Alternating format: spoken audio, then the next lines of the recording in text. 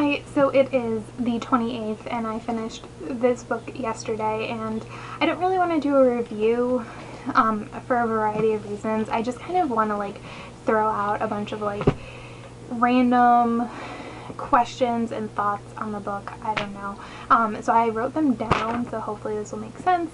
I don't know. So if you have not read this book, just stop watching this video because I'm going to spoil things. I'm not even going to like pretend I'm not going to. I'm going to. Just so you know.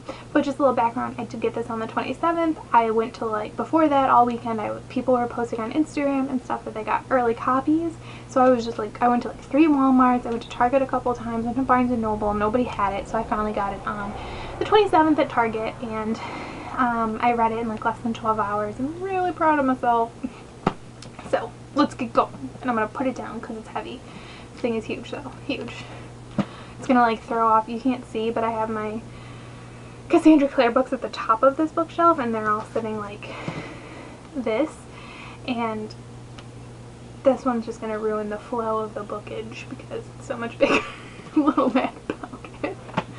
So first is a question, is Camille really dead? Like, I feel like everyone thought Camille wasn't dead. Everyone was like, oh no, there's no way Maureen killed Camille, she's too powerful, and then it was just completely never addressed. Never came up. So I'm assuming she's really dead, but I'm still just like, but how'd she kill her? I'm so confused. So confused. So I just want to know if she's really dead or not. I'm assuming she is. I think it's weird that something that seems so unbelievable wasn't more explicitly addressed. Oh, and speaking of vampires, Raphael, I think a lot of people wanted him to die going into the book, and I mean, if I had to pick somebody to die, before I was reading it, I was like, yeah, Raphael, you know, I'd rather he died than like Simon or something. As I was reading it, I started to get sad, and that's probably the death I've taken the hardest, is his, and I think it's because he's not a bad person. I think if you're reading the series, you get really wrapped up into the fact that he doesn't always agree with the Shadowhunters and that he's going after Simon and everything. And so you're like, well, I like the Shadowhunters and I like Simon because that's what the book is about. But really, he's not doing anything wrong. He's looking out for his people, just like the Shadowhunters are. So if you're supporting the Shadowhunters, like, the vampires and Raphael aren't necessarily evil. You kind of have to respect that he's willing to do what he can to protect his people, and I do, and so I'm so sad that he died. I'm so sad. Although I have not read the Bane Chronicles, so I'm sure I will get to see more of him there, and hopefully that doesn't like skew my newfound respect for him.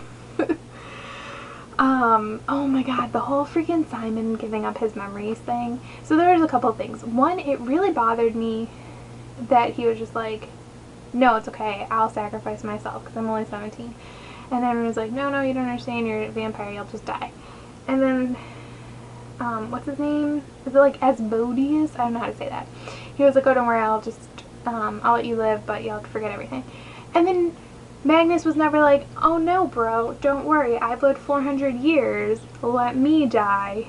Like, I love Magnus, I really do. And I didn't want either of them to die or to give up anything, but I just felt like maybe Magnus should have at least been like, stop, let's talk about this. Like, not necessarily that we had to pick Magnus, but that he never stopped and questioned or tried to, you know, that kind of bothered me.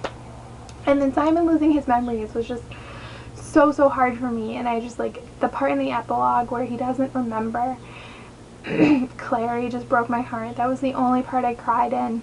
And I swear to God, Cassandra Clare with her epilogues, man, making me cry. I didn't cry in Clockwork Princess until the epilogue. I didn't cry in here until the epilogue.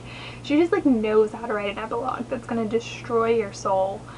And I'm glad that Simon's coming back. I feel like it was a loss and we felt it, but sort of a redemption, and you know, he's not fully there and everything, and I hope he gets to ascend. I hope that's what's going on, and I don't know if we'll get to see any of that, but I hope it happens, and I hope we get to see it. I do kind of think that either Luke or Jocelyn should have died. If I could pick, Jocelyn I like Luke more, and I think Luke is more of an important figure in Clary's life, which I guess would mean that maybe he should have died. But I definitely think one of them should have died. I don't think somebody close enough to Clary was lost. Like, she lost Simon, but for like a few months, really.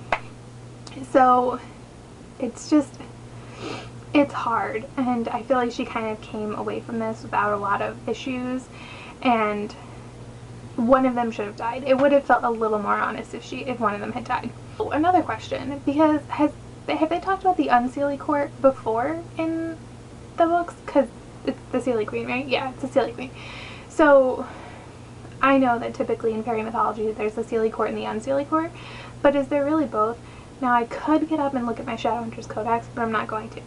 So does the Unseelie Court, in the context of this series, have a separate queen or like a king? And how do they play into things? Because at the end, what's her name? Kylie, I think it's Kaylee, she is like representing the fairies, but she says that the Unseelie Court does not want representation. So what does that all mean? And I'm assuming it's going to go somewhere, because I don't know about all your books, but mine at the end had this like note thing from the fairy court to the LA Institute, so it's supposed to be like a little teaser thing for the Dark Artifices. And I mean, I'm assuming that's from the Seelie Court, but I'm assuming we're going to see more of fairies in the Dark Artifices, just because of that, with the fallout from basically like cracking down on the fairies. Like, that's not going to end well. And with Mark and Helen and everything being part fairy, and are they part Seelie fairy or are they part Unseelie fairy? Like, what if like their mom or something was really like the Unseelie queen or something? I don't know. And are the Unseelie fairies bad or are they good? I'm assuming we're gonna see more of the hunt. I don't know. I just have so many questions about them. And then the fairies were punished like as a whole, but was the Seelie queen punished? Like, I'm pretty sure like all the other fairies really just followed her. She's the one that made the decision. So we didn't really get a resolution there. That kind of bothered me. Or did we? Did I read too fast? I don't know. I did not expect like Emma to be in this book at all. Like, when it started that way, I was like, wait, what is this? And then I was just like, in the prologue, I'm like, are you just like building the Dark Artifices? Because I'm really not in the mood for this. I just want to be with my characters that I know and love. I just want to be with Simon and Izzy and Alec and Magnus and Jace and Clary, and I don't want to meet other people. And then I promptly changed my mind. Those are some of my favorite parts, were the ones where Emma showed up. She was so funny. She's totally a female Jace. I think they're hilarious together. I think they're amazing. It's like if Jace and Izzy had a baby or something, it would probably be Emma. She's so good and funny and smart and intelligent and strong, even from the age of 12, and she seems like she's going to be a really fun character to get behind, and I'm hoping she doesn't get really like angsty as she gets older, because obviously the Dark Artifices takes place 5 years in the future. And I mean, she's allowed to have like a little bit of angst, like, but just don't be too crazy. I am super excited to read about her story and to read about Jules. I'm assuming that because they're para-bodied, they're going to fall in love, and that's going to be a thing, which I'm kind of excited to read. I hope that's what happens, because I think that would be really interesting, since it's so, like, you don't do it, and it's never happened in a book that we've known, except for maybe like Michael Wayland, which was like I'm sorry, but that was weird and it felt forced. So with the exception of that one. So I think it would be interesting to see how that conflict would go and how it would resolve itself if it did. And I'm just so mad that we have to wait until freaking fall of 2015 to read a book, and then I believe The Last Hours and The Dark Artifices are going to be published in alternating years, which I've never had to read a Cassandra Clare book as it was being published, because I know she's a horrible person and like gives you awful cliffhangers, so I like purposely wait. Don't think I'm going to be able to, so I'm going to have to suffer with everyone else because I have no self-control, and I'm very sad about it. I'm just mad that we even have to wait until fall of 2015. Like, we can't even wait until spring of 2015? Come on. I'm hoping that means we're going to get more Tessa and Jem edge in it. But I think it'll make sense because in a lot of ways, I feel like if you didn't read The Infernal Devices, you would kind of lose a lot of parts of this book.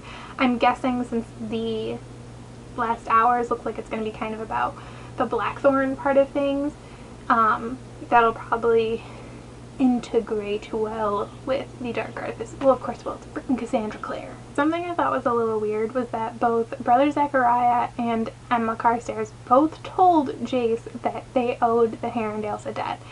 And nobody puts this together. All of these smart people, nobody thinks for a hot second, why do these two independent people both owe the Herondales a debt?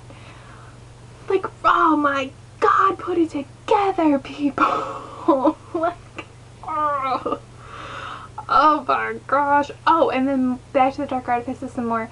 Not only do I hope Tessa and Jem/Zachariah show up more in there, I hope we get to see some of these characters. I know there's supposed to be like another series, and I'm not 100% sure who it's following or what it's about. And Cassandra Clare hasn't really posted anything on her website, and I'm really not into like searching the internet for these things, so I don't know. But I would like to see more of these characters. Like, not necessarily full-blown stories. I would read that if I had to. But I just want to see like an ascension for Simon if I could, like I said before, or like a wedding. Preferably between Jace and Clary, not Tessa and Jem. Oh, I really liked in the epilogue when Tessa and Clary spoke to each other. How did I not figure out that Tessa was the warlock that helped do the blessing on her? I feel like that was really obvious, and I completely just like looked over it. But whatever. But I did like seeing them interact. It was almost like this good balance because Tessa made a good point. Jace isn't ready to speak to her or to know more. So having Clary kind of do it was a good thing. Plus, Clary has a history with her too. She should get to know her as well, and from being a baby and also just being a Fairchild. So that makes sense. Although I would love for Tessa and Jace to interact, and I'm sure they will someday. I'm just not sure if we're going to be able to see it. I would like to see it though, just because I feel like he needs that. And if Zachariah/Jem, I never know how to, like, what do I call him? Is he a different person? No. He should interact with Jace too. I think, you know, more, and tell him who he is, not just as Brother Zachariah, but as Jem, as, you know, the best friend of William Herondale. So I think that would be nice. Are there no family trees in the Shadowhunter world? Like, I'm just saying, if I was told I was one thing, and then, like, I was one person's kid, and then I found out I was another person's kid, and then I found out I was another person's kid, and then I finally figured out who I belonged to, maybe I'd go look up a family tree. Want to know about my history. I'm assuming that if there is a family tree, it shows that Tessa is like his great-great-grandma or whatever. Like, go look up a freaking tree. Go look it up. How hard is this? How hard? Does Gia, is that her name? Penhall? Does she know? Does she know? Because she knows about Tessa, and she seems to know an awful lot about her. But she's another one. Are we going to learn more about her? She's just kind of like, she seemed awfully developed and spent a lot of time in this book. So are we going to know more about her? Her? How does she know things? She knows a lot about Tessa, so does she know a lot about Jace? Does she?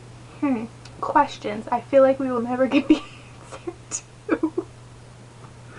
But that's fine, just questions. And I thought the Jace and Clary scenes were really good in this book. I know a lot of people have issues with them, and her especially. She doesn't really bother me that much, but I really liked where their relationship went. I thought at one point, I think it was Izzy who said it, they really became a team, and that was really nice to see. Them not just being a couple, or him being like, I have to protect you, like, but him respecting that she is a shadow hunter, and her respecting that he's going to make the decisions he's going to make, but they're going to support each other, and they're going to help each other. And that was awesome. Super awesome. And I loved when he told her that she was prettier, and she's like, oh, now I know you really love me. And her speech at the end about love was so good when she said, like, there's like 3 billion cells or whatever, and they all love you, and when they die and they get new ones, they love you even more. I think that's a beautiful speech, and that's something you would normally expect a guy to say in a book like this, so I'm really glad Clary's the one that said it. I think that's it. I try to make this make sense, but I'm not sure. If you, well, I would hope at this point that you have in fact read this book. I mean, I didn't spoil all the deaths, so I guess in theory you could have not gotten majorly spoiled. But really, I don't think there were a lot of huge spoilers in this. It was more of like knowing who doesn't die than knowing who dies, I guess. The biggest thing I got out of this is that I'm super pumped for the Dark Artifices. If you haven't figured that out yet. Super excited. I feel like that may be my favorite, even though I haven't read it yet. The characters are really interesting as little kids. I'm really excited to see where they go. But if you want to talk about these, or if you have any like comments, or if you can answer any of my questions, if I did miss things, feel free to let me know down in the comments. And thanks for watching. Bye!